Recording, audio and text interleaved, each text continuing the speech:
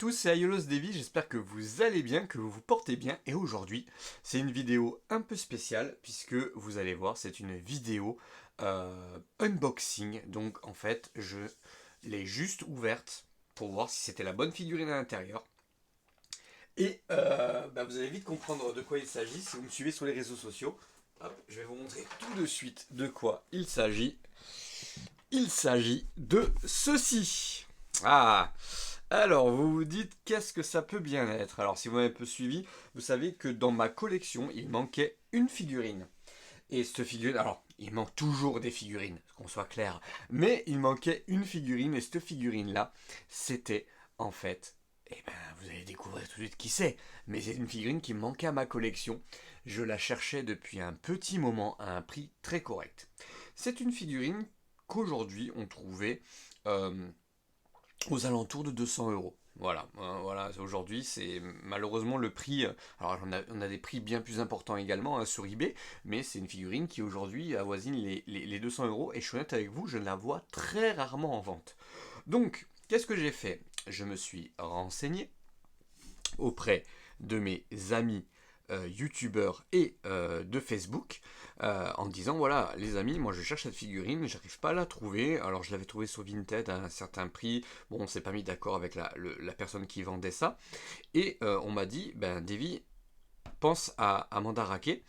Notamment Eric de la chaîne Meatweather qui du coup m'a beaucoup conseillé pour commander cette figurine là, et j'aimerais faire une grosse dédicace, et vous allez vite comprendre tout à l'heure pourquoi, à mon ami et à quelqu'un qui me suit depuis mes débuts quasiment, Vigita Bio, qui m'a du coup m'a conseillé d'aller sur ce site-là, Mandarake. J'avais toujours essayé de commander dessus, j'étais jamais allé jusqu'au bout parce qu'en fait c'était écrit en japonais, etc. J'arrive pas à le mettre en anglais. J'avais un peu peur voilà, de commander au Japon. Donc Mandarake, donc effectivement une boutique où on peut commander directement dans les stores japonais, dans les boutiques japonaises. Alors, faut savoir que dernièrement, avec les nouvelles législations, etc., avec la TVA, etc., commander au Japon, c'est très dangereux. Alors ça a toujours été un peu compliqué parce que il y a toujours malheureusement des risques de douane. Ce que je vais faire, on va passer on va ouvrir le carton et on va en parler tout de suite dans le vif du sujet, hein. Donc là, avant d'ouvrir le carton, voilà, j'ai pris des frais de douane là-dessus puisque je l'ai commandé au Japon. Je l'ai commandé, donc elle m'a coûté 16 000 yens. Avec les frais de port, ça m'a coûté 18 000 yens. Donc grosso modo 134 euros. Ouais, c'est ça, 134 euros. Et j'ai pris 33 euros de frais de douane. Voilà, merci David, c'est bien de commander au Japon. Donc voilà, j'ai pris effectivement. Alors c'est une figurine que j'ai quand même payée moins cher que si je l'avais payée en France, à moins que vraiment de tomber sur une super occasion. Et voilà, je pense que j'aurais pu la trouver en attendant encore un peu plus. Ça fait quand même 2 ans que je l'attends, celle-ci. D'accord, ça fait 2 ans que j'avais vraiment du mal à la trouver, etc. Je pensais pas prendre les frais de douane. Pour moi, 134 euros livrés, ça me semblait être un bon prix. Vous savez que je ne dépasse jamais les 150 euros pour une figurine, donc ça me gêne toujours un peu. Bon, là, voilà, je l'ai pris. Allez, on va rentrer dans le vif du sujet. Merci Eric, merci Vigita Bio de m'avoir conseillé pour ce figurine, ainsi que tous les autres qui m'ont envoyé des petits messages. Je pense à Thomas aussi. Thomas qui aussi, lui aussi avait fait une commande de Mandarake. Et j'en ai fait aussi. Il a pris le frais de douane. Moi aussi. Steve aussi. Donc pas mal de gens sur Facebook on a pris. On n'y échappe plus. Voilà, quel que soit le type d'envoi, on n'échappe plus à la douane. Apparemment, il n'y a plus moyen de passer outre. Et ceux qui passent outre, tant mieux, j'ai envie de vous dire. Mais moi, je suis pas passé à travers malheureusement, donc ça m'a un peu refroidi, je vous avoue, pour prendre sur mon Mandarake. À moins de trouver vraiment une figurine à moitié prix, et là, à la limite, si on prend les frais de douane, ça restera toujours moins cher. Mais là, c'était pas le cas. Allez, on y va, on ouvre la boîte. Ouais, les amis. Allez, on ouvre cette boîte-là, juste pour vous montrer qu'en fait, c'est très très bien protégé. Alors, j'ai juste ouvert et j'ai juste enlevé. Alors, c'est encore mieux protégé que ça. C'est, enfin, bien protégé. Oui, tout est aux dimensions au niveau des boîtes, etc. Alors, moi, tout ce que j'ai fait, en fait, c'est que et vous allez vite comprendre de qui il s'agit. Et oui, alors, Oui, c'est bien protégé parce qu'en fait, il y a une espèce de papier journal dessus et à l'intérieur, en fait, elle est bien mise sous papier bulle. Alors, pourquoi j'ai pris le risque de prendre sur Mandarake? C'est que tout simplement, j'ai vu pas mal de vidéos. Hop, on va sortir juste le carton pour faire ça propre. Euh, En fait, j'ai vu des vidéos, notamment des vidéos de My Twitter qui du coup commande dessus, qui a déjà commandé dessus et qui commande quelques fois, encore maintenant. Je sais que normalement, les figurines japonaises sont en super bêta. Et honnêtement, de ce que je vois, eh ben c'est quand même pas mal du tout. C'est quand même pas mal du tout. On a une figurine qui est à travers le papier bulle, a l'air d'être vraiment en très bon état. Allez, je vais enlever le papier bulle et on va voir ce que ça donne à l'intérieur. Croisons les doigts, les amis, croisons les doigts que tout soit en bon état. De ce que je vois de la boîte, ça a l'air d'être nickel. Maintenant, il faudrait pas qu'on ait une mauvaise surprise à l'intérieur. Bon, les amis, déjà, la boîte est en super bêta. Je suis super content de ça déjà. Voilà, on a une boîte limite, c'est du neuf, hein. J'ai pas encore ouvert. J'ai pas encore ouvert, je laisse la surprise et je fais vraiment l'unboxing avec vous. Allez, on va se laisser la surprise de l'ouverture. Je trouve vraiment cette armure divine magnifique. Alors, je vous explique. J'avais l'armure 15e anniversaire, l'armure d'Athéna 15e anniversaire, que je trouvais en fait, elle était jolie. Franchement, je trouvais ça joli, mais je trouvais vraiment que ça allait pas avec mon diorama Elysion. Puisque effectivement j'ai un diorama fait par l'atelier d'Aldébaran et en fait je pouvais pas la mettre en valeur et je voulais vraiment mettre Athéna en valeur à l'intérieur de ce diorama là. Donc il me la fallait absolument. Donc je m'étais dit que ou je prenais celle-ci ou je prenais celle qui est toute dorée complètement. Je crois que c'est la version OCE, hein, de mémoire, avec éventuellement en mettant le visage et les cheveux violets. Je ne l'ai pas trouvé non plus. Donc je me suis rabattu directement sur celle-ci. Et je vous avoue que celle-ci, je ne l'avais jamais vue en vrai jusqu'au jour où je suis allé chez mon ami Universeia et qui effectivement m'avait fait une pose magnifique de cette figurine-là. Et depuis ce jour-là, j'ai dit, il faut absolument que je la trouve. Alors c'était déjà un peu avant que je la cherchais, mais Universeia m'a vraiment donné envie de la récupérer. Donc vous voyez, la boîte est vraiment, vous avez vu comme ma lumière envoie dessus, enfin on dirait que j'ai affaire à quasiment du neuf. Alors j'ai juste le coin là qui est un peu mangé, mais honnêtement rien de grave avec ces boîtes là. Ces boîtes là sont superbes parce que on a effectivement Athéna ici, et on a ici la forme objet, donc le totem. Ici on a Athéna Miss Close, on va l'ouvrir tout à l'heure. Ici derrière, comme vous avez vu, donc bon, on n'a pas de... Alors, de mémoire, comme je me rappelle la 15e anniversaire, on peut pas faire grand chose avec, hein. On peut pas faire grand chose en termes d'attaque.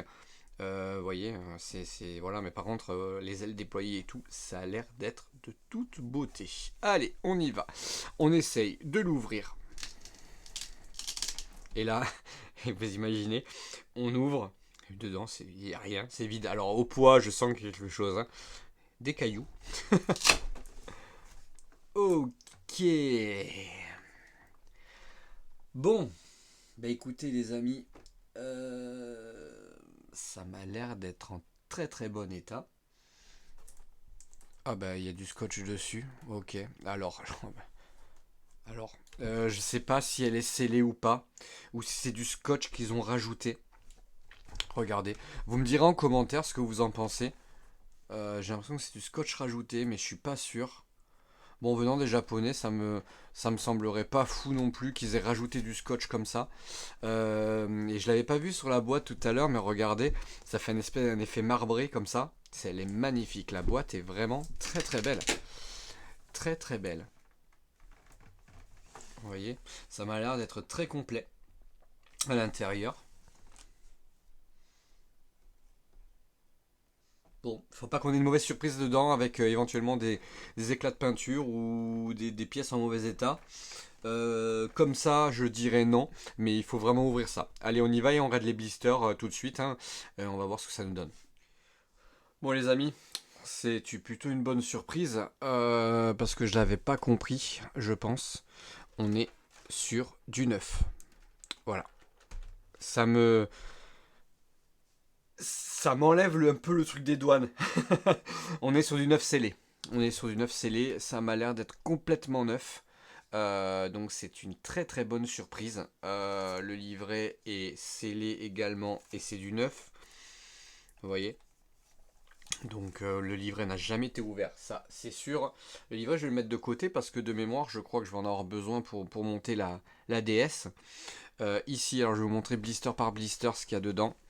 Donc ici on a effectivement le corps d'Athéna avec chaque côté des ceinturons. On a vraiment la totalité. Je suis en train de regarder comme ça, vu comme ça honnêtement il a l'air d'avoir zéro éclat peinture. En même temps il ne peut pas en avoir, c'est du neuf scellé.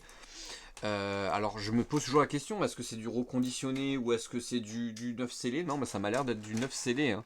C'est le scotch, c'est vraiment du scotch qui n'a pas été rajouté, c'est du scotch de scellé.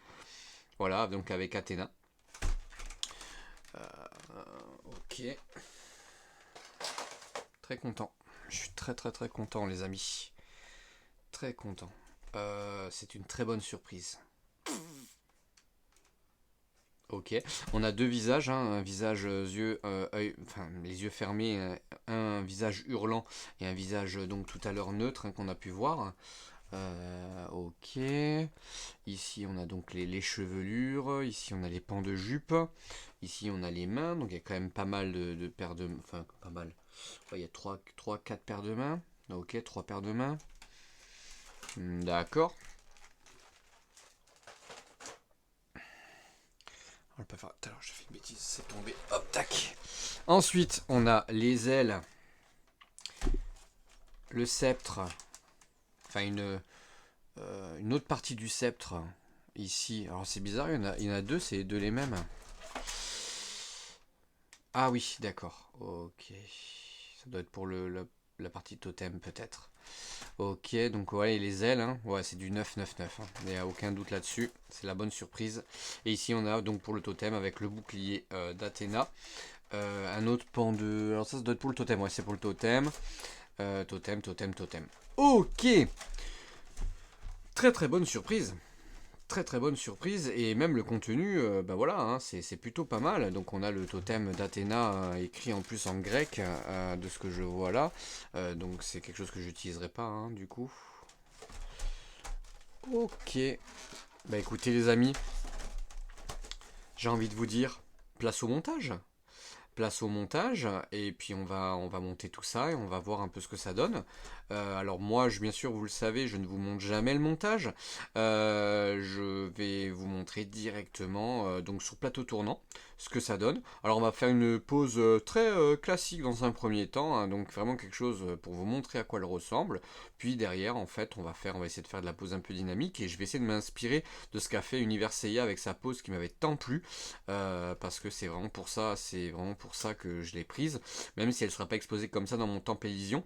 Et à la fin, bien sûr, de la vidéo, comme d'habitude, je vais vous la montrer en situation, dans son univers, hein, dans son milieu naturel, j'allais dire. Donc dans mon diorama, pour vous montrer où c'est qu'elle va finir ses jours, puisque vous le savez, il y a certaines figurines, à moins que grosse catastrophe, ça va pas changer, hein, ça va pas être modifié, ça va rester chez moi. Donc voilà. Allez les amis, à tout de suite. Et voilà les amis, elle est montée et soyons honnêtes, elle est magnifique cette figurine. Je la trouve vraiment très très belle et je suis très content donc du coup de l'avoir de l'avoir en ma possession. Alors je la fais un peu tourner pour vous montrer un peu comment elle est. Alors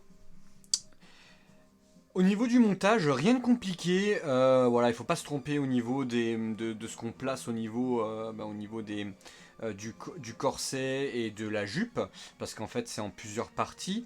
Après le reste est plutôt simple de montage, il n'y a rien de très compliqué, il faut juste prendre son temps, faut pas être énervé, faut pas être faut pas être stressé, il faut faire tout cool.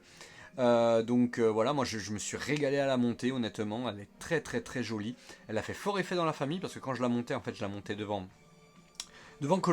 Et oui les amis, je regarde koh. Donc du coup je regardais devant l'émission avec la famille et du coup voilà, je la montais et elle a fait forte impression parce que tout le monde l'a trouvé magnifique, notamment les les deux petites filles de la famille qui l'ont trouvé toutes magnifiques. Alors on va essayer de se rapprocher un tout petit peu, on va essayer de faire un petit zoom sur la figurine elle-même et c'est une figurine qui est magnifique, vraiment. Alors pas de défaut. Pas de soucis sur la figurine. Alors la bonne nouvelle, et ça j'ai oublié de vous le dire dès le départ, mais quand j'ai ouvert la figurine, c'était du neuf scellé. Alors moi j'étais parti du principe que c'était de l'occasion en très bon état. Donc ça amoindrit un peu le fait que j'ai eu des frais de douane, mais honnêtement du neuf scellé et j'étais très content enfin, bref, j'étais très content de l'ouvrir et honnêtement je me suis régalé parce que je la trouve vraiment magnifique cette Athéna. Je trouve que c'est la plus belle des Athéna hein, qui existe. Voilà, hein, moi j'ai la version donc 15e anniversaire que je trouve moyennasse, on va dire. Voilà, donc moi je la mets sans le casque. Voilà, j'ai pas voulu mettre la version casquée parce que je trouve que ça gâche. La version casquée pour moi c'est pour le totem et là pour le coup elle avait pas besoin d'une version casquée. Alors, les points positifs et les points négatifs, je vais faire un petit format comme mes collègues où je vais vous dire les points positifs et les points négatifs en fin de vidéo. Là, je vais juste vous dire que je me suis vraiment régalé à la montée. Voilà, il y avait quand même des possibilités avec les mains, etc. Donc, moi, c'est la configuration de l'Athéna que je voulais.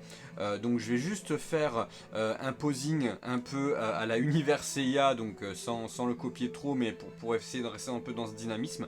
Je vais essayer de faire un peu une pause comme ça. Et ce sera donc du coup cette pause sur laquelle on va parler du bilan, du pour, des plus et des moins de cette figurine. Mais soyons honnêtes, il y a énormément de plus sur cette figurine-là. Je sais pas si elle est pas loin d'être l'une des plus jolies de ma collection. Avec éventuellement, bien sûr, voilà. On peut mettre éventuellement Hades en face, mais franchement, l'envergure elle est magnifique, les ailes, etc. Donc on va parler maintenant du plus et du moins. Allez, on y va, c'est parti. Et voilà les amis, on a monté du coup ça. Alors j'ai essayé de faire du posing avec, c'est très compliqué. Grand coup de chapeau à Universeia qui nous a fait de belles poses avec cette Athéna. Parce que honnêtement, ouais, il y a énormément de choses qui sautaient à partir du moment où on commençait un peu à la manipuler. Donc j'ai pas voulu forcer non plus. Voilà, les attaches sont très fragiles. Enfin voilà, moi c'est les attaches classiques, donc j'ai toujours peur de les casser. Moi je suis un peu bourrin hein, sur les bords, donc j'ai toujours peur de les casser. Voilà, donc j'ai essayé de faire une pause avec le bouclier. Ce sera la pause finale qu'elle va avoir dans le diorama en fait hein, de Elysion. Puisqu'en fait on va l'ajuster un tout petit peu, mais ça va être plus ou moins comment elle va être. Alors, on va se rapprocher un tout petit peu. Vous me voyez dans le bouclier. Coucou les amis. Alors, c'est parti pour les points positifs, les points négatifs. Alors, les points positifs, tout simplement, déjà, elle est d'excellente facture, cette figurine. Je la trouve vraiment pas mal en termes de qualité finale, on va dire. Voilà. Je trouve que les visages sont très beaux. Je trouve qu'on a quand même des possibilités avec le bouclier, la lance, etc. de bien l'exposer. Les couleurs sont très harmonieuses. J'aime beaucoup moi le doré, et il y a des côtés un peu mauve. Enfin, je sais pas si vous les voyez, donc du coup en bas des jupes et sur les bordures des, des, des épaulettes, j'aime beaucoup, ça rappelle du coup la chevelure donc de Saori. Ensuite, c'est vraiment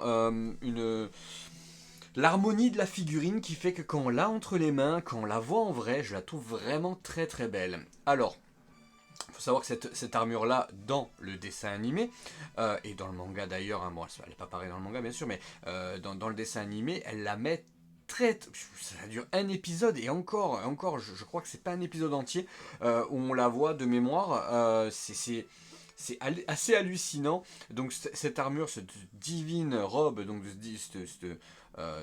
cette armure divine, donc du coup, Elle a quasiment pas. Mais, le rendu est quand même superbe, je trouve, sur cette figurine-là. Je ne regrette pas du tout mon achat. J'aime beaucoup les visages, j'aime beaucoup le rendu global, j'aime beaucoup les ailes. Les ailes, je les trouve très belles. Vraiment, on peut un peu les bouger, etc. Donc c'est quand même super sympa. Ensuite, voilà, il y a juste... bon, alors les côtés, pour chipoter les côtés un peu négatifs. Alors quand même un gros côté négatif, c'est qu'on peut pas faire grand chose en termes de posing. Si on veut monter le bras, les épaulettes, elles sautent. Les pans de jupe, ben voilà, on a toujours peur qu'il y en ait une qui tombe. Donc c'est un peu compliqué. Le rendu casqué me plaît pas du tout, je vous l'ai pas montré. Je vous mettrai en lien la copie d'Univers Seiya en lien de donc sa vidéo sur cette figurine là, et honnêtement il arrive à faire quelques trucs de plutôt sympa. Moi honnêtement autant il y a des figurines que j'adore manipuler. Je sais qu'en ce moment je manipule les EX d'Asgard et franchement c'est un régal. Même les classiques d'Asgard, hein, que ce soit Fenrir ou que ce soit Alberic, c'est vraiment un kiff de les bouger. Bon, il n'y a pas beaucoup d'éléments d'armure. Les armures divines sont un peu plus compliquées à bouger. Je vous parle même pas de Shiryu V4 qui est une catastrophe. Mais par contre, voilà, c'est en point négatif, on peut dire ça, c'est qu'on a très peu de possibilités. On peut par contre l'exposer très bien. Voilà, on peut vraiment faire des choses avec le sceptre, avec le bouclier, on peut vraiment faire des trucs super sympas. Par contre, on pourra pas faire de la pose ultra dynamique, ça on est bien d'accord. Ensuite, je trouve qu'il y a énormément de pièces en plastique et je trouve ça un peu dommage, ça fait un peu cheap. Il y a très peu de pièces en métal en fait, hein. Les épaulettes sont en plastique, les ailes sont en plastique, les pans de jupe sont en plastique, vous avez entendu, le casque il est en plastique aussi, bon ça à la limite, il n'y a pas de souci de ce côté-là, mais voilà. Ensuite, le bouclier, il est en plastique. En fait, il y a quasiment tout en plastique sur cette figurine-là. Et je trouve ça un peu dommage, parce que avec le prix qu'elle coûte aujourd'hui, mais en fait, c'est quasiment du full plastique. Alors, en soi, ça me dérange pas plus que ça. Ça fait que la figurine n'est pas trop lourde. Voilà, parce qu'il faut se dire ça aussi, hein. Si c'est du full métal, bah, automatiquement, elles sont plus lourdes. Mais voilà, je trouve que c'est vraiment le côté un peu moins bien. Voilà, notamment la jupe, qui du coup, la jupe est full plastique aussi, la jupe qui est en dessous ici. Bon, on aurait pu la mettre en tissu, je pense. Honnêtement, je pense que le tissu, bon après, est-ce que ça aurait été possible? Je pense que tout est possible, hein, mais c'est vrai que tissu, pour ce qu'on voit de la jupe, j'ai envie de vous dire, c'est pas très très grave. Mais voilà, j'aime bien le rendu du bouclier, par contre, voilà, j'aime bien tout ça. En côté, côté un peu, on va dire, point négatif, bah, c'est le prix qu'elle vaut aujourd'hui. C'est très compliqué de la trouver à un prix, voilà, je pense que c'est la figurine. Alors, je suis en train de calculer, je regarde ma vitrine en même temps. Je pense que c'est la figurine où j'ai le plus galéré pour la trouver à un bon prix. Et en plus, je l'ai pas eu à un bon prix pour le coup, hein. Je suis en train de calculer sur toutes les autres. Je suis toujours arrivé à me débrouiller. Et celle-ci, voilà, je me suis rendu compte que j'avais pas trop le choix si je la voulais. Je regarde un peu autour de moi. Ouais, la Sagittaire OCE, à la limite, où j'ai vraiment galéré à l'avoir. Mais, euh, mais voilà, celle-ci, c'est un peu la galère, hein. C'était un peu la galère pour la trouver.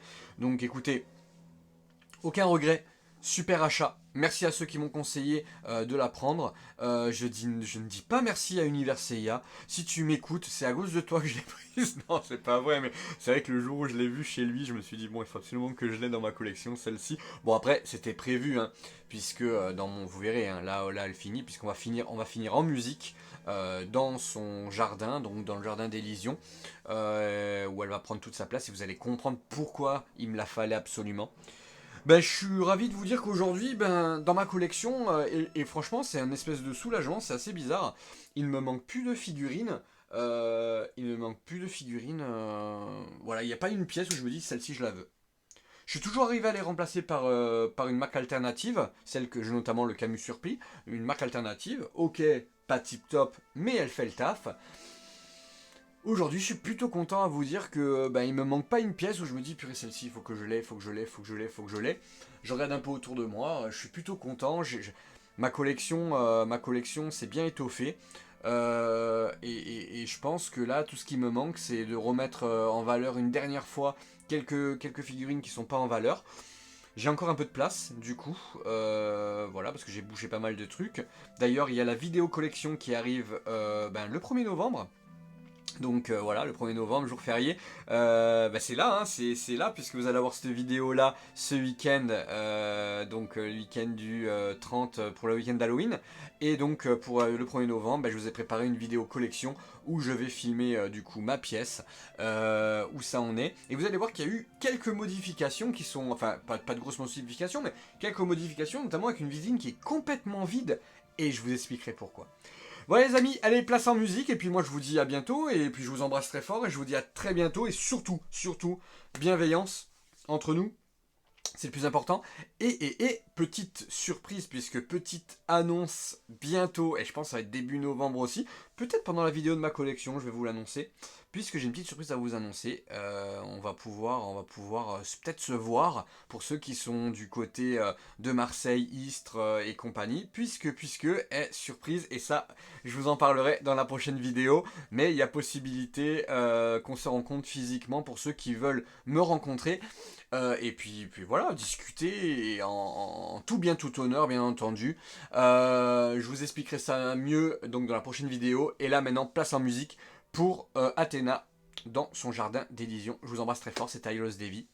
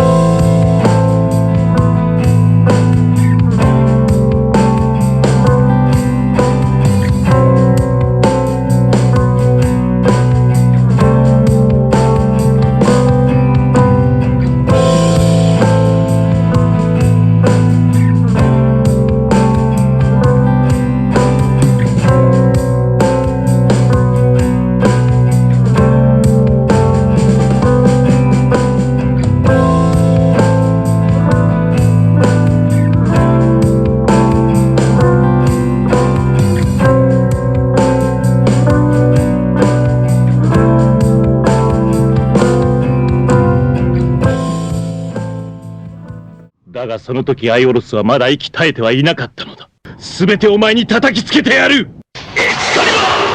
Petit bonus de fin de vidéo, je voudrais remercier tout particulièrement mon ami Franck Russo de l'atelier d'Aldébaran qui m'avait fait donc ce petit diorama, ce gros diorama même.